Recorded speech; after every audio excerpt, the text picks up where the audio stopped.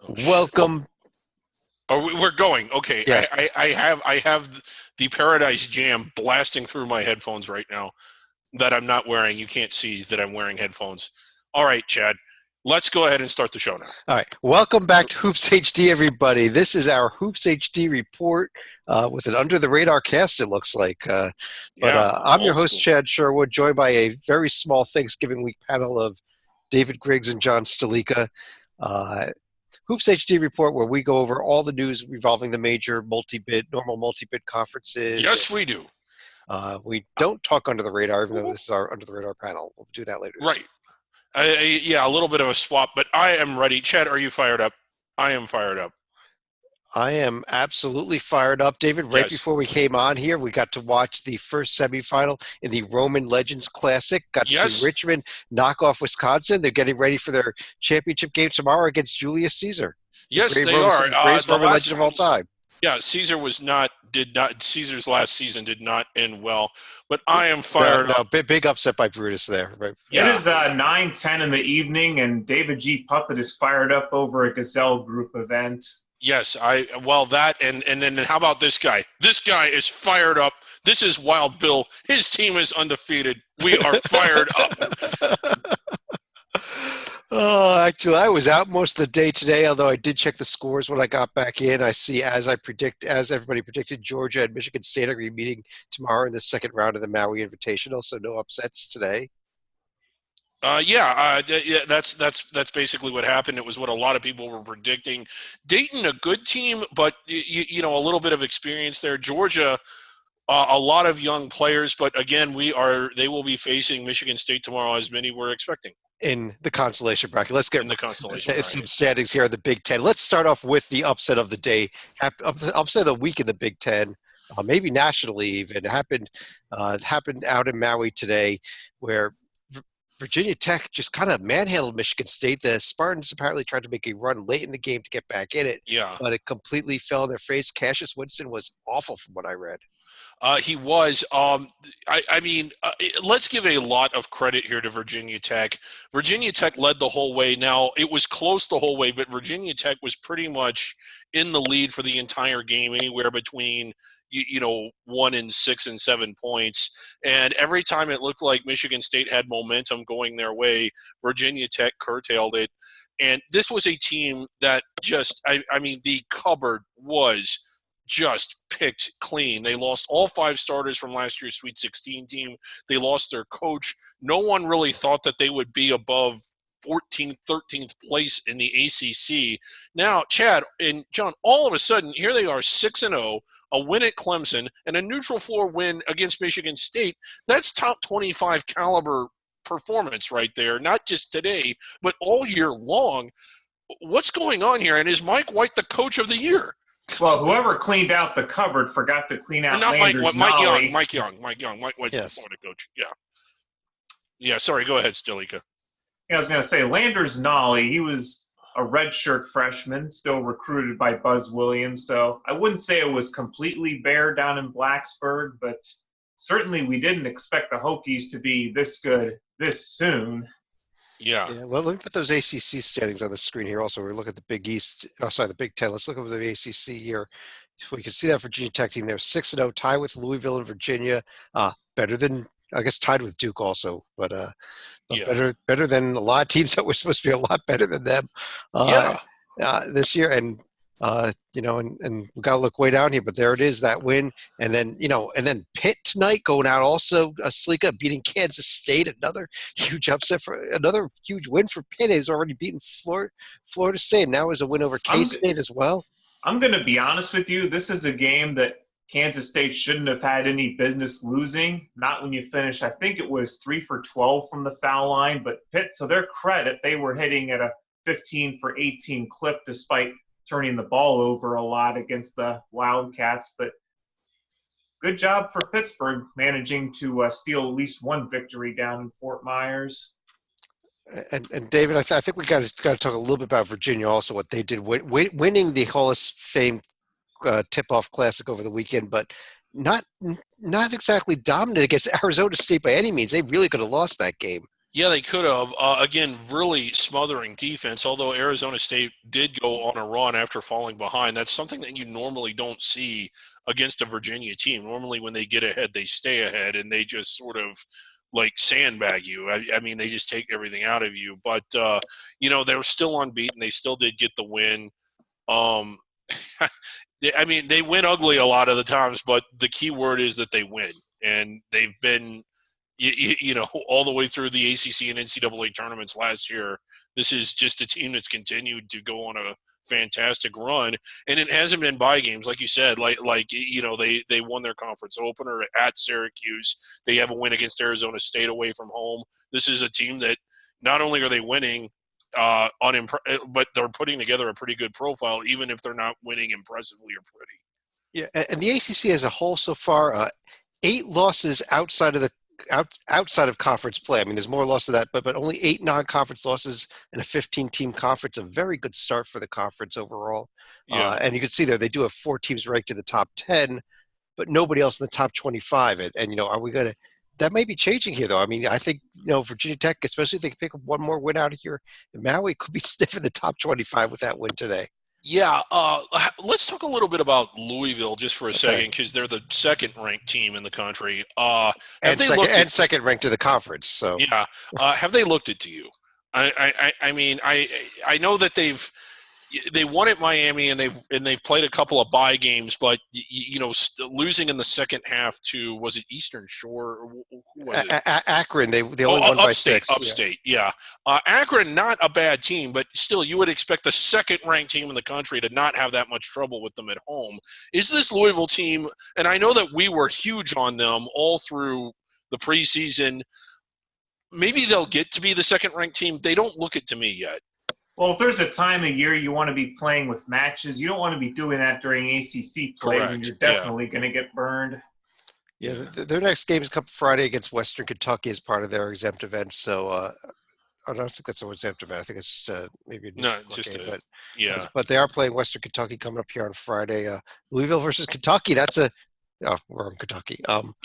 But Western Kentucky. Disappointing 5th place finish. We'll talk about them on the end of the radar show, but really, that's going to be a game that's played down in Nashville, actually. Down in Nashville. Nashville. If you're out in Nashville, you're looking for something to do, head to that game. I think that could be a fun one, actually. Yeah, Louisville's kind of dominated that series, but it's back. I think this is a one-off. They had an 8-year deal or a 10-year deal. Louisville was not interested in continuing it initially, but I don't know if this is a one-off or if it's part of a series. Let's take a quick. I'm going to hop back. We looked at the Big Ten for a moment here. I want to kind of talk about the rest of the Big Ten before we go into some of the other leagues here. We did not really discuss it yet, though. But the Wisconsin with the loss tonight to Richmond in that first round of the Roman Legends Classic. We do have a handful of undefeated teams here still at the top, including Ohio State, who picked up another win tonight, though, David. Yeah, dominating over what was looking like a good Kent State team early in the season. Yeah, Kent State had the game tied with about 10 minutes to go in the second half, and then Ohio State just really hit the gas and ran away from them, looking really good. Indiana, nothing really so far other than bye games, but they've blown through them. I still like this Penn State team, even though they've really played mostly bye games. They did have the really nice They beat Yale by 2. They really struggled with that win. Yeah, I still like them, though. That was a game where they were down 11 with about, I think, 4 or 5 minutes to play before the Nittany Lions made a closing run. Yeah, but top of this league. But Ohio State, granted, they haven't really played away from home yet, but certainly looking the part so far. They have that Morgan State team coming up on Friday, who may be the best team in the MEAC, but they're going to dominate that one, I think. But I mean that campus is going to be jacked for that game. And it's not on the screen yet, but it did just go final. Nebraska did pick up a win over a power conference school tonight, beating Washington State in their exempt event. So, congrats to Nebraska. I don't know where that came from. Right. If there's anything that should not be worthy of being called classic or challenge or anything, it's a Wazoo Nebraska game. All right. John, let's talk a little Big 12 hoops. How about that? We'll go ahead and start with Baylor then, who actually won down in Myrtle Beach, beating Villanova yesterday. Yeah, huge win for Baylor, winning that entire event. And besides Villanova, they also get wins against OU and a Coastal Carolina team that actually blew away Utah. Yeah, and we also see here we had the K-State loss today. We already talked about also kind of surprising on Thursday night, David, that Georgetown went over Texas. The way Georgetown just manhandled this Texas team that we kind of liked. Yeah, it was kind of shocking and a real coming out party for Georgetown. We'll talk more about that when we get to the Big East. But this was a schizophrenic Texas team a year ago. I mean, they had wins as high as beating North Carolina on a neutral floor, amongst others, and then losing not just one but multiple bye games. Are we seeing that again, or did they just run into a Georgetown team that really found itself and that's going to be good the rest of the year? I don't know. Well, I like the Georgetown team coming into the season, so you know where I stand on that question. Yeah. Let's take a look as we record this right now. We're recording it around after 9 p.m. on Monday night, so Kansas Chaminade going on right now. Oklahoma Stanford, I think, is coming up later tonight as well as part of the Hall of Fame Classic. Other games coming up this week: Oklahoma State, Syracuse, West Virginia hosting Rhode Island, Texas Tech and Iowa, Iowa State, Michigan. How about little Big East? I think we hinted about Georgetown. Why don't we talk about them a little more? Okay, well, let's talk about Georgetown. Again, what they did to Texas, and this is after they sort of had to limp through a couple of bye games and hadn't really looked as good as, well, you thought they were going to be and that a lot of us thought they were going to be. They were that good all throughout this event. I know they didn't get by Duke, but I was impressed with the game against Duke, even though they lost it. I don't know what the two of you thought. And I was. They were. Yeah. I was very impressed by Georgetown. I mean, that was the number one team in the nation. You not expecting them to win on the number one team's home court there in. On the number one team there at MSG. But like, none of us thought that they were as good as the number one team in the nation. But I think that they did show that they're as good as we thought they were. This is a top 25 caliber Georgia team, Georgetown team. I know the polls are out. I don't look at them, believe it or not. Did they get in? But whether they did or they didn't, they're going to be in them soon enough. No, Georgetown got some votes in the AP Bowl, but that was it. Yeah, you should see there. They're in 42nd place in the AP. They didn't get any coaches' place poll votes. Also getting 42 votes in the coaches' poll, not the AP. 42nd place, though. Salika, should we talk about the elephant in the room and the undefeated DePaul Blue Demons? We're going to have to after they actually got another roadkill at Boston College last Saturday. And if you look at their upcoming schedule, they get a very winnable game at home against Central Michigan, and they also go to Minnesota on Friday. So could they actually be getting more top 25 consideration should that come to fruition? Well, they're right up there at the top. The only other undefeated team is Butler, picked up a win against Missouri. I think their opponent for tomorrow we don't know who that's going to be. It's either going to be Oklahoma or Stanford tomorrow. Yeah. And let's talk about this Butler team. This was none of us really big on them, and understandably so, that they didn't have a lot of depth, or they didn't appear to. I think they were down to 6 scholarship players at one point during the season. And then in the midst of that, 2 more players got hurt, but they're starting to get healthy again, and they look really good. I, for one, am as impressed with them as I am with anyone else in this conference. I mean, and I'm really surprised. I mean, this conference and a lot of other ones is sort of upside down right now, with Butler and DePaul looking as good or better than everyone else in the league. I'd agree with you. So some interesting games coming up. Also, DePaul road trip to Minnesota come Friday night, and Georgetown hosting UNC Greensboro on Saturday. A very good Greensboro team. Yeah, very dangerous game there for Georgetown. Right. How about a little SEC hoops here? One game that is not going to be on the screen here as a final yet. Just one final as we're recording this. Arkansas picked up an overtime road win at Georgia Tech, is now 6-0 with the best record in the conference. Banked in a 3 at the buzzer to win the game. Yeah, it's a typical Arkansas win, right? Yeah. It's a time to pay attention to them. They got a little love in both of the polls, and now 6-0. Picked up a very nice win against the South Dakota team that had been looking good, too, earlier this week. Yeah, blasted them. And this was a South Dakota team, the Yotes, if you don't watch Under the Radar or don't know who the Yotes are, that had been playing really well. I mean, not that you're surprised that Arkansas beat them, but they just, like, pile drove them home. Some other teams in this league, LSU kind of struggling a little bit. Yeah, didn't that it was actually a good game Friday night against Utah State, but Utah State picked up the huge win in that game. Yeah, come from behind win. Utah State. I can't get it up because we can't screen share. I wanted to. I wanted. There's a. Well, we'll talk about that when we get to the Mountain West. We have an individual that was very excited about that win today. Okay, all right. We'll talk about Utah State in a few minutes here. But Sleek, anybody else that's really blowing you away? I'll tell you. My thought is the biggest thing takeaway I've gotten here. Kentucky still not looking like we think Kentucky is going to look. They seem to have been struggling. They're letting teams hang around for at least a half. The Mount St. Mary's game, I think Mount St. Mary's was in that game for a while. It's just they're not blowing teams away that they should be blowing away. Well, Kentucky has a bad habit of playing with their food, or at least playing down to the level of their competition. But another team that finally got their wake-up call this weekend down in Charleston was the Florida Gators. Yeah, that's what I want to discuss. Go ahead. Huge win over your Xavier Musketeers. That was one huge win, and then after they kind of slept walk against St. Joe's, where Kerry Blackshear actually got a flagrant 2 and missed most of the game because he was ejected, they blew out Miami in the game on Friday that followed about 24 hours later, but that probably said more about Miami because UConn also blew the Hurricanes away.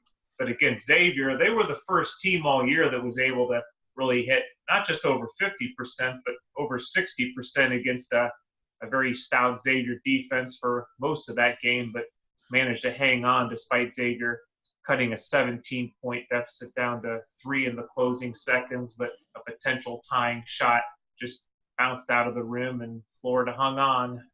Yeah, and I think, is Florida awake now after sort of sleepwalking through their first 3 or 4 games? I think that they may now be awake. See, they've already got 2 losses on the season, but it's definitely early enough for them. They're still in the top 25 polls, and or back in the top 25, or the back in the top 25, if you want to put it that way. Yeah. Also, just as a note here, Auburn and Tennessee both undefeated as well. Tennessee with an interesting test coming up on Friday against Florida State. Yeah. That's going to be a good one. That's going to be a real good one. Tennessee, once again, playing a little bit better than I think a lot of us thought they would. That's going to be more or less a de facto road game because that's part of the Emerald Coast Classic against the Seminoles. Mm-hmm. Right. Pac-12, we were raving about this league last week about what a wonderful job it has been doing, how much better it was last year. They're not losing the stupid games. And what do we see here? All that red. Losses by this conference this week to Hofstra, Coastal Carolina, Omaha, Tulane. This is back to what this is. The Pac-12 is kind of regressing to where it was last year after a great first couple of weeks of the season, unfortunately. Yeah, Utah, a team that we let ourselves get a little bit excited about, just went down to Myrtle Beach and blew. Coastal Carolina, nothing against Cliff Ellis and the team he's got. They had no business, even on their home court, drubbing Utah like that. No, that's disgusting.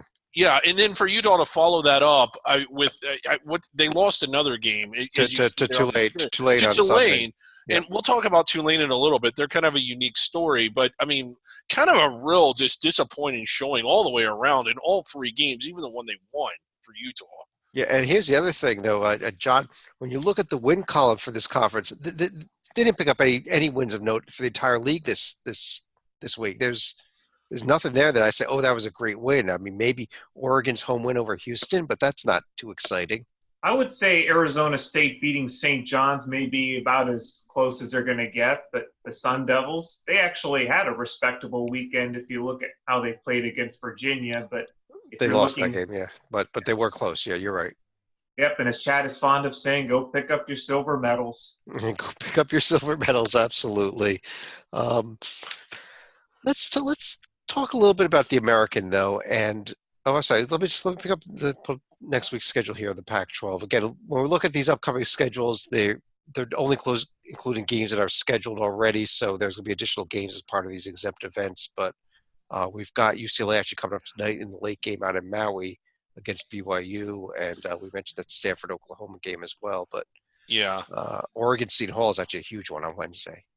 Yeah, it really is. Oregon, contrary to what we just said, a team that's doing very well in the Pac-12, undefeated, won some big games already of note away from home. So, and they got another big chance against a really good Seton Hall team. Yeah, we didn't mention it. Arizona is still undefeated, but after looking so good in their first few games, they struggled with somebody. Did they not? With South Dakota State. South Dakota South State Dakota on Thursday, State, yes. who is not what they've been the last 2 years. Right. If you don't follow under the radar, I'm sure you've heard of them because they've been good the last 2 years, not so much this year. No, Mike Daum is no longer on that team. Yeah. American Conference. First, a quick news and note here. James Wiseman, his request to be reinstated was granted. It will not be until January 12th at the game at South Florida. But have we not been on the air since then? Wow. No, that came in. I believe, last Tuesday. So it was right after we did our last Hoops HD report. But yes, so in case you're living under a rock and we are the only people you get any news from whatsoever, back it's a 12-game suspension, including the 2 that he had already served. We'll be back on January 12th, and I don't know how you all feel about this. Memphis is ranting and raving about how they got screwed over. They got damn lucky. That's what they got. Yeah, they got lucky. I'm more along the lines of that. Now, I think it is the right decision because to ban him for the year, while it is within the scope based on how much money, would have just been wrong by him. You hate to see that the person that was least responsible for this, which was him, get punished that bad while the adults who were the more responsible parties, his parents, his coaches, not get anything. So I'm glad he is going to get to play. They're going to get him back. He'll miss some really big games. He'll miss the Tennessee game, amongst others, but he'll get to play in some big games too. And depending on how good they are, he might get to play through the NCAA tournament. But I'm sure it was worth it for him to play against Illinois Chicago in a blowout.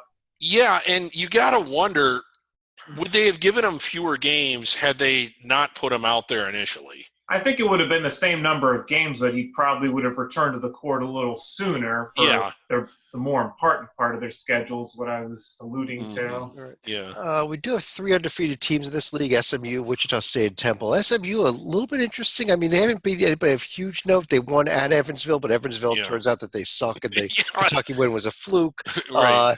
SMU also picked up a road win this weekend at UNLV, not an easy place to go and win. So, kind of keeping half an eye on them so far this season, although I don't think I'm serious about it yet. I still like this Wichita team. I love the way Temple's playing as well. Houston. Go ahead, and then we got to talk some Tulane after that. But go ahead. Okay, yeah, that's where I was going. Okay. Well, Houston out to a slow 2-2 start, but the team we need to discuss is who, Chad? Is the Tulane Green Wave, who have already won more games this season than they did all of last season, David. Yeah, and I realize that their schedule has not been exactly stacked, but it hasn't been sub 300 RPI bye games either. They went and played very well in that tournament. They beat Utah. I mean, Utah won another game down there too. Middle Tennessee. Yeah, against Middle Tennessee, and Ron Hunter. I don't think they're going to get anywhere close to the NCAA or NIT this year, but they are noticeably better. And I think that he's going to get them there. This guy can flat out coach. He coached very well at IUPUI. He did exceptionally well at Georgia State. They were crazy to not make more of an effort to hold on to him. And I think he's going to get Tulane going. I really do. I really am a fan of his. Stalika, let me bring up one other team here. That's the UConn Huskies. They picked up a win over Buffalo. They picked up the blowout win over Miami, and they played a hell of a game against your Xavier Musketeers, even though they lost it in, was it 2 overtimes? It was 2 overtimes, and it was more or less a preview of what we can expect to see next year, where UConn finally showed some enthusiasm, at least as far as their fan base. And you look at guys like Tariq Gilbert and Christian Vital. I suppose to a lesser extent, who was there? Carlton, one of their post players that actually had a decent game but ended up fouling out. But UConn, for 10 minutes in the second half, they looked pretty explosive on the defensive end. And seemed to speed up Xavier more than the Musketeers would have liked to have played. And I would say both teams probably blew chances both in regulation and in overtime Yeah. to take that game before Xavier finally took over in double OT.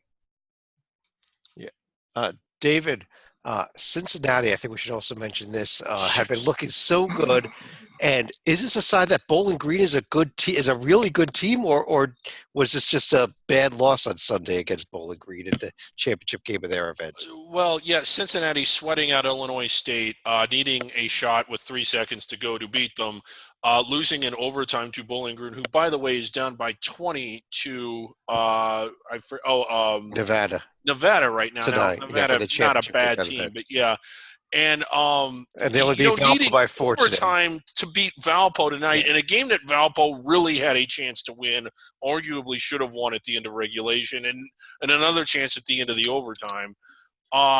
Cincinnati is just I think that there's a lot of things going on here. Of course, they did not look good against Ohio State again, but Ohio State didn't look good against them either. It was a terrible game. Now, one of the other things that happened against Bowling Green, I think it was Jerron Cumberland that had an ankle injury, and he didn't actually play tonight against Valparaiso. But by the same token, let's not forget he also sat a couple games ago against Alabama A&M because of a coach's decision. But if you look at the Bearcats' upcoming schedule, at home against UNLV, at home against Vermont, and the crosstown shootout at Xavier, that's a dangerous stretch for this team right now. Yeah, they've got to get Cumberland out of the court. He's the best player, maybe the best player in the entire conference here. Yeah, not having him hurts. Another issue, and we talked about this, was that they're sort of built to play. They're not really built to play the way Brannon likes to play, and it could just be transitional growing pains from the coaching change. I think Brannon is an excellent coach. I hope that their fans recognize what's going on and stay patient with them, but they have not looked the part really at all this year. Like the Paradise Jam, I mean, some decent under-the-radar teams, not exactly a stacked field that you would expect a team like Cincinnati to struggle the way that they did in all 3 games. And that's assuming you're able to see the Paradise Jam, which is another topic in itself. Although I got to say, I got to say, I actually received an email from the people at Flow Hoops apologizing for the streaming errors and problems in Cincinnati's opening game there. So thank you for that email, at least Flow Hoops. Yeah, and it's not the first time they've had to send emails like that for this event. Love Flow Hoops. They can't seem to. I'm convinced it's the Paradise Jam. It's not Flow. We do like Flow Hoops actually. But there's the upcoming schedule, which includes Tulsa with South Carolina State at home, trip to Vanderbilt. We could see 7-1 come out of 6-1 out of Frank Haith's team. Mm-hmm. Maybe they're another team that kind of sneaks in there. Very seriously, just because of the powerful record. Tulane has Southern at home. I don't know what else is on the schedule there. Nothing too. How about some A10 hoops? Couple wins. How about the A10? How about the A10? Maybe we should have led with them. A couple. This has been a pretty hit and miss conference here in the past week. But just a quick note. VCU is actually 6-0 now. They just finished off Alabama State. LaSalle picked up a win against Murray State tonight. That's a good one. That's a decent win to get to 2-2. But there's also a lot of losses in this league. Although the top 4 teams, especially teams like Dayton with the win today, David, I think we got to pay attention to these 4 teams. Maybe 5 if you include George Mason. Okay, I was going to start with Duquesne because I'm just so excited about how improved they are. But we need to start with Dayton looking really, really good. I mean, really good against a really talented Georgia team. And the whole time I'm thinking, man, if they can play like this, what can they do against Michigan State tomorrow? We won't get to see that, but we will get to see them play against a Virginia Tech team that we were praising earlier. I'm actually looking forward to that one tomorrow night. An awful lot. Could they win this event? I mean, they've done it before. They got to play Kansas in the championship, but but this is a Dayton team that has gone out to Maui and beaten. If you look at all the ranked teams Dayton has beaten throughout their history, I bet half of them have been in this event. Maybe they should just move their home court out to Maui. They just play really well out there. And another exception today, but Dayton, I was so impressed with them in their win today. The way they just blew Georgia's doors off. some other teams. How about Richmond tonight getting the win against Whiskey, leading pretty much tipped the buzzer? Yeah, Richmond, very impressive. Our VCU has been looking very good. Duquesne, you mentioned. George Mason's been looking very good. I think they picked up a win. Let me scroll this down here a little bit. They picked up a win over Old Dominion today. Yeah, pretty good Old Dominion team, old CAA rival there. Duquesne, okay, I don't want to – let's put this in the context because everything is relative. This Duquesne team, 6-0, if you look at their upcoming schedule, which I know you have the ability to do, the team sheets – Duquesne. 1 second. Let's go Duquesne. Oh, we haven't done that. I always like making Chad do this because it's just so cool. It's the team sheets. Okay, there's Duquesne's upcoming schedule. Powerful games against VMI, Columbia, Radford, Austin P, UAB. Yeah. Now, we've talked about this, maybe not so much on air. What do you think of this approach from a team? This is year 3, and let's keep in context what Duquesne was when Keith Dambrot arrived. I mean, they were not even a top 200 team. In year 3, here they are 6-0, getting some hardware, and with a very real chance of entering conference play undefeated. Not only entering conference play undefeated, Dave, but if you look at their conference schedule, they don't have a test until the end of January when they host Dayton. And they don't have a road test until February 22nd at Dayton. I mean, this team could put up an incredible overall record. But if you look at these next upcoming games here, all against garbage, and they already have the 294 strength of schedule, that's not good. I would not overlook Rhode Island, though. Yeah, it isn't good if your goal is to make the NCAA tournament and you're a top 40 caliber team. But I suggest that it is good for a program that's in Duquesne's situation that's trying to get used to winning. I'm all for challenging yourself, but this is a program that hasn't won anything in the last 90 years or something like that. I would have liked to see 1 challenge game, 2 challenge games. I mean, don't tell me that the first road game you're going to play against a top 50 team is going to be February 22nd. Yeah, but they go to VCU, they go to Richmond, or they play Richmond. They go to Dayton. Yeah, the last 4 games may be their toughest games of the entire season. Well, okay, so I know the schedule there's is a trip to St. Louis there February 5th. Are you impressed with the I mean, this was a terrible program.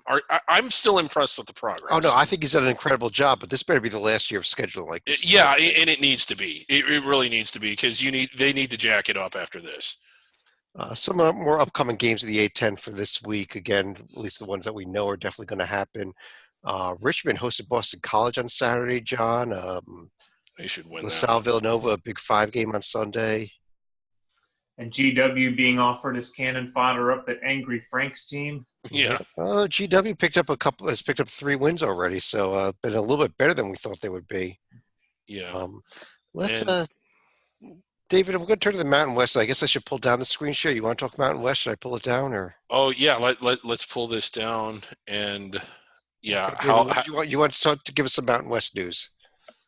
Shoot. No. I guess I can't right now. All right. Well, John, what are your thoughts about? Well, Mountain West. While David works on that, Utah State is now 7-0, one of the best records in the entire nation with their win over. In that event, including the finals where they actually struggled against North Texas but picked up the win.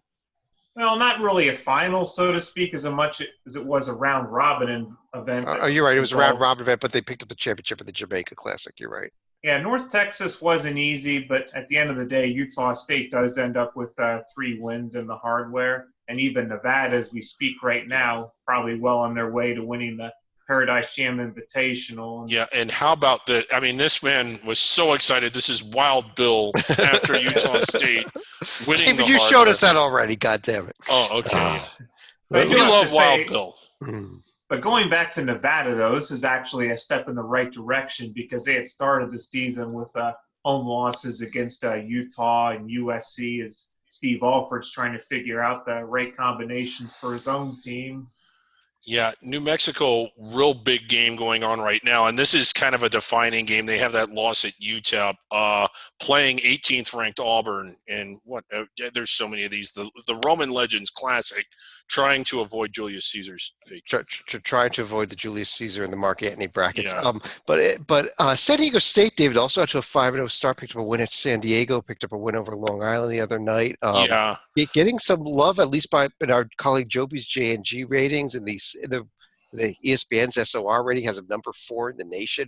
And those are resume-based metrics, which are still a little bit more iffy, but even the predictive metrics have them top 30 in the Sagarins. Oh, I'm big on this team, and I think that as their chances come, if we can pull up their profile, because I don't know what they got out of conference. So let's pull them up and okay. Right. San Diego. Yeah, well, you're counting on my very poor typing skills here, so you understand that. Yeah, but they got Tennessee State, San Jose State, Cal Poly, powerful games coming up, David. Yeah, the game against Creighton might be their biggest one. Like Utah, not very good. Colorado State, is that a conference game? Yeah, they have a couple of conference games in December because the conference tournament's a week early. Oh yeah, okay, yeah, that's right. Because of the tractor show. Because of the tractor show or whatever in Las Vegas. It was. Like, we're gonna have a consultant on hand for that one. But the rest of this league, I mean, there's 3 teams that in here that I kind of like, or that I do like. I'll tell you how much I like New Mexico after this game's over. But then the rest of it, it's just blah. I mean, I know Nevada's kind of got it going in the right direction. Is there anything else to really be excited about among anyone here? I'm not excited. I think it is 3 teams, and the problem is that the rest of the league may pull those 3 teams down. And yeah, I still think there's a shot at 2 bids. I don't see all 3 making the NCAA. Right. It's essentially 3 top 40 teams and a bunch of like Conference USA teams. Is what this league is. John, our last conference for the night is going to be the West Coast Conference, where Gonzaga, again, I've almost said they've been kind of quiet so far this year. They haven't really played anybody of huge note yet there they are, 6-0 undefeated and number 7, number 8 in the nation. Gonzaga's been quiet, but I suppose even quieter would be San Francisco with 5 D1 wins, and even Portland has actually managed to win 4 of their first 5 D1 games. And considering a couple of those wins were against UC Davis and at crosstown rival Portland State, these are not games the Pilots have won in years past. Yeah, I just haven't seen, David, I haven't seen any other wins of note out of this conference. I've seen St. Mary's with a couple, with the one loss that to win through, although they did beat Wisconsin. But I'm kind of, I'm very disappointed in BYU so far as well, though we'll see what they do out in Maui this week. Yeah, BYU really needing to beat UCLA tonight, because if they don't, as you pointed out, it means most likely playing Chaminade and not really getting any chances at any real wins. Well, they could have with Michigan State in the 7th place game. What are you talking about? Right. Well, true. I mean, Michigan State is on that side of the bracket, so I guess they'll get at least one. I'm sorry. I just noticed that the score was 17-0 in the Stanford-Oklahoma game. I just happened to look at the television.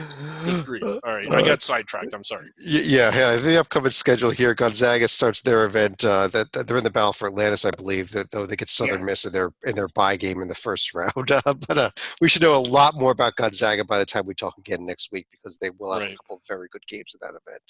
Mm-hmm. I guess on that note, let's go ahead and pull this down here. And anything else we want to discuss here? Actually, I want to throw one other thing out here. The NCAA announced today that they're going to allow several conferences. There's 10 conferences that they're going to allow to use electronic devices during league games, either conference games or conference tournament games, on the sidelines. That is, have the tablets there with the stats and the stake. I guess previously they were not allowed to do any of that stuff. It's kind of in baseball, I guess they call it the sabermetrics. It's kind of that type of thing is now coming to basketball, David. You think that's a good idea? Use it for I have. They're going to be allowed to use electronically transmitted data during the games, And The okay, coaches, I see what you're saying. yes. Yeah, I was going to say they have all that on the press row anyway, but now they can share that with the coaches. They can share with the coaches. They cannot use video. They cannot use any type of game video, at least not on the men's side. The women's side have some limited video they're going to allow. But just the conferences real quick, the ACC is going to allow it both in regular season and conference tournament. The American just in the conference tournaments. The A10 both. Big 10 conference tournaments only. Big 12 will be only on the women's side. Conference USA regular season only. Metro Atlantic, both Mountain West, SEC, and the Sun Belt. So in other words, they don't want the teams to pull Houston Astro type shenanigans, allegedly. Well, my opinion on it is sure, why not? I do think that like you can be overly analytical when it comes to the quantitative stuff. I mean, eventually, like at some point, you're actually going to have to make your own observations and decisions based on that and what's happening in the game. I mean, not that data can't help you, but I almost think that you can almost drown in it and it can be counterproductive. Like if all you're doing is crunching numbers and whatnot, because some of these advanced statistics, and I'm assuming that's what you're talking about. It's right. Like, you know, when it gets down to like we're 3 of 9 from the left side of the floor, but 2 of 8 on the right side, it's like just I think that you can worry too much about innocuous things. Yeah, but David, here's what I do like about it. This would allow teams during the course of a game to do stuff like check Hoops HD to see where they rank in our Joby's nitty-gritty ratings. And even more important, when we get into especially the conference tournaments. They can see where they are on the survival board. They board. could check out where they are on our NCAA tournament survival board. This is important stuff that teams need to know during games. Yeah, during games, whether they're in, out. You know, like right now, I'm a little surprised that Joe Lunardi is not in his bunker, going last 4 in, last 4 out, and like, yeah.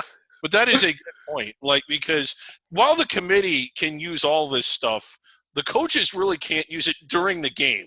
But now they can. But now they can. Yes. Now, if you're in your conference tournament game and it's halftime, and you're wondering, wait a second, do we have a shot if we lose this game to make it? You can look on the Hoops HD NCAA tournament survival board and find out if you could still make it as an at-large bid. Yeah, I mean, that is important. I did not think of that. Okay. But let's go to final thoughts. Sleeka, let me start with you.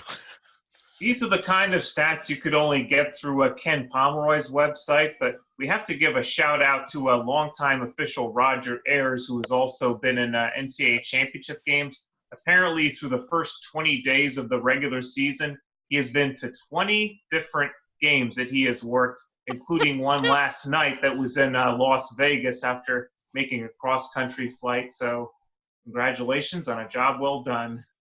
Well, here we go. I don't know about well done, but a job often done. On a job often done, yes. David, you want to finish out the show?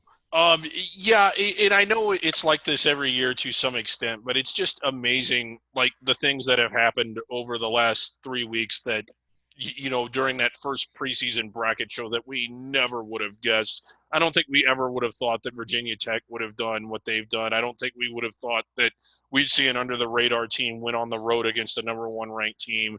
I don't think we ever would have thought Richmond would be in where they are and that Dayton would be where they are. And it's just kind of fun. That's why you play the games that even though it's early, there have already been a lot of surprises. And, you know, it's just crazy. What would you have – like, had you even put Virginia Tech in your bracket, we would have thought you were insane. We do anyway. But that would have just been over the moon crazy at the time. Well, they may be a 1 seed by David's next bracket for all we know. But note – yeah, we're actually past that. Like Stalika's got the next one, and I think that starts the committee brackets. So – oh, okay. Well, we'll find out. But anyhow, I do want to thank everybody for joining us. We are going to be back a little bit early this week. I think we're going to be recording because of Thanksgiving. We're going to do a Under the Radar podcast Wednesday night, I believe. There's still a little bit up in the air on that. But I do want to take a chance to wish everybody, if you don't catch us for Under the Radar, wish everyone a happy and safe Thanksgiving. And, of course, the most important thing about Thanksgiving is watching college basketball. Yes, that's the most important thing. And on that note, thanks for joining us. On behalf of John Sleeka and David Griggs, I'm Chad Sherwood. Have a great night, everybody.